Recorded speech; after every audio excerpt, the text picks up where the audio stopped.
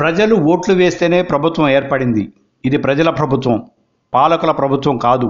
పాలనలో పాలకుల విపరీత ఆధిపత్యం తగదు అని రాష్ట్ర ఐకాస చైర్మన్ కోదండరాం పేర్కొన్నారు.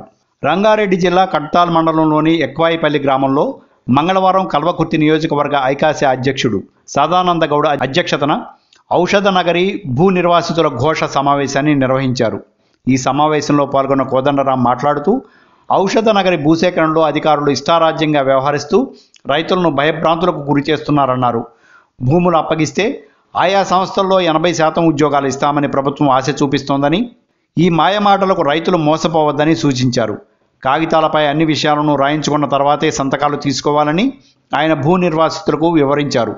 రైతులు నష్టపోకుండా ప్రభుత్వం 2013 భూసేకరణ చట్టం ప్రకారం భూములను సేకరించి భూమి లేని వారికి పునరావాసం కల్పించాలన్నారు.